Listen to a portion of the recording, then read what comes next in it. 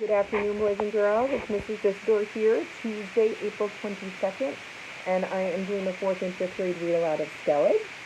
And we finally figured out what Skellig is. He definitely is some type of bird, and he's been living in Michael's garage that is really run down, and it's about to collapse. He's also not doing very well. He's very frail. He's sick, he seems. So Michael's been bringing him medicine and food to help him out, but he's worried that the garage is going to collapse on him. So he and his friend Nina have moved him to that abandoned house. And as they moved him, they're realizing what he is. They can't see his feathers, his wings, because he has a jacket over him. But we've learned a lot about birds through Mina, because Mina loves birds, and she's been teaching Michael about them. And when they picked Skellig up to move him, they were surprised at how light he was, even though he was so tall. But we did learn in the previous chapters that birds' bones are very light, but they're very strong. So that all kinds of leads us to know that he's a bird. So let's go to chapter 24, and they're in that abandoned house. Okay. What is this place? I asked her as she opened the gate and we stepped into the long back garden. We ducked down and hurried to the danger door.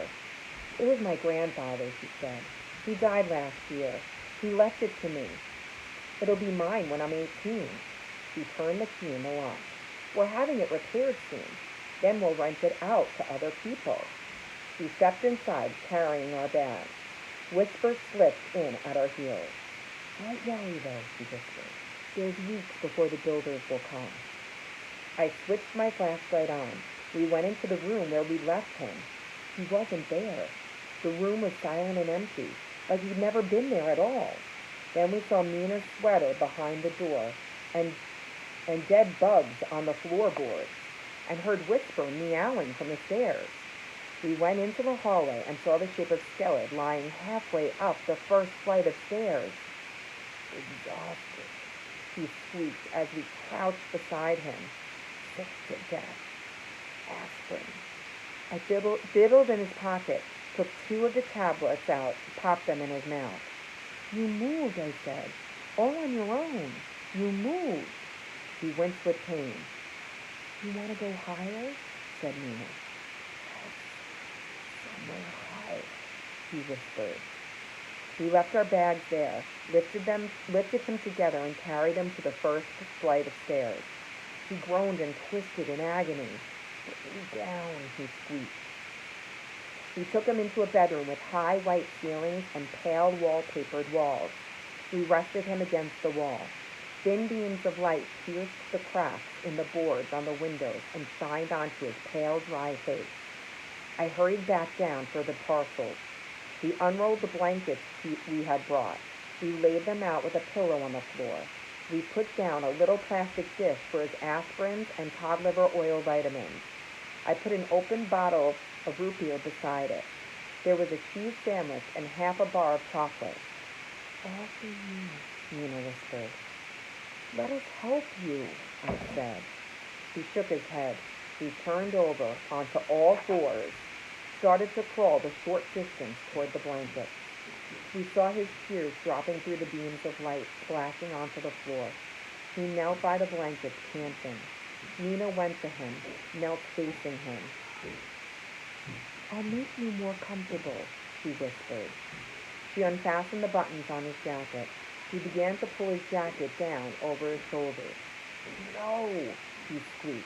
It's almost like he's hiding his wings from everyone. Trust me, Nina whispered. He didn't move. She slid the sleeves down over his arms, took the jacket right off him. We saw that both of us had dreamed what we might see. Beneath his jacket were wings that grew out through rips in his shirt. When they were released, the wings began to unfurl from his shoulder blades. They were twisted and uneven. They were covered in cracked and crooked feathers. They clicked and trembled as they opened. They were wider than his shoulders, higher than his head. Skellig hung his head toward the floor. His tears continued to fall. He whimpered with pain. Nina reached out to him, stroked his brow. She reached further and touched the feathers with her fingertips.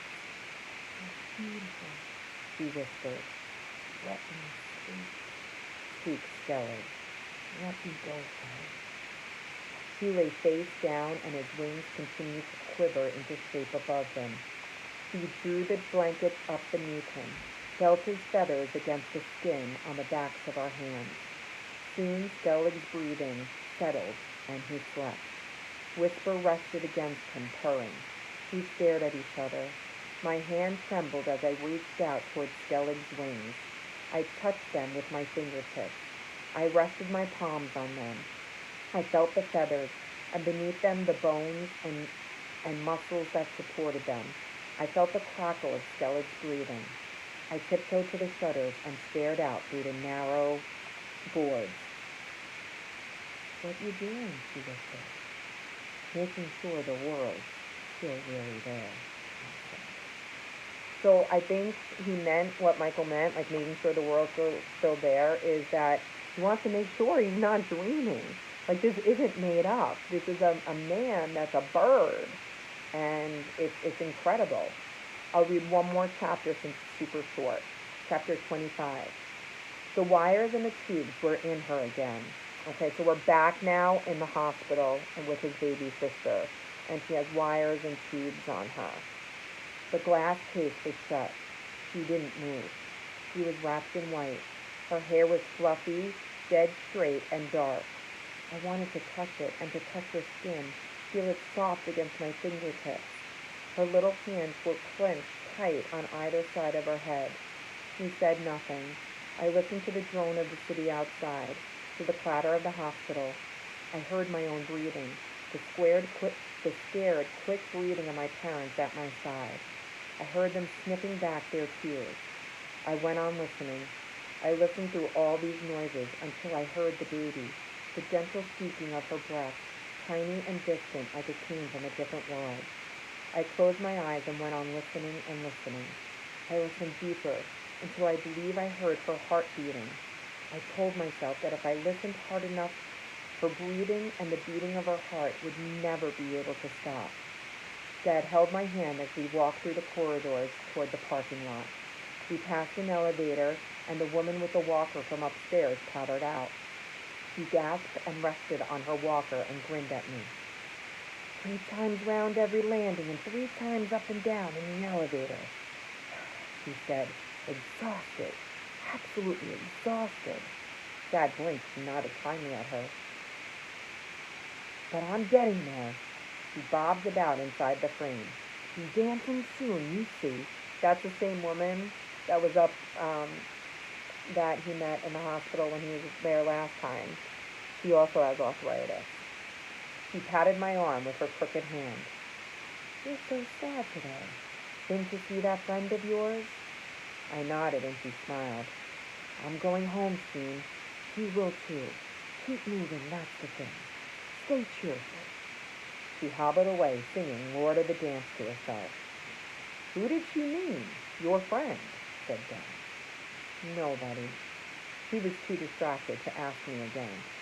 In the car, I saw the tears running down Dad's face. I closed my eyes. I remembered the sound of the baby's breathing, her beating heart. I held them in my mind, went on listening to them. I touched my heart, and I felt the baby's heart beating beside my own. Traffic roared past. Dad sniffled back his tears. I stayed dead silent and concentrated on keeping the baby safe. Okay, so that's the end of this chapter. So his baby sister doesn't seem to be doing too well. She has lots of, she's in that case, a clear case. She has lots of wires. They couldn't touch her or take her out. So this is kind of a sad chapter for Michael and his family. All right, so we'll see what happens. Hopefully everything turns around for them. Have a great day, and I will talk to you all soon.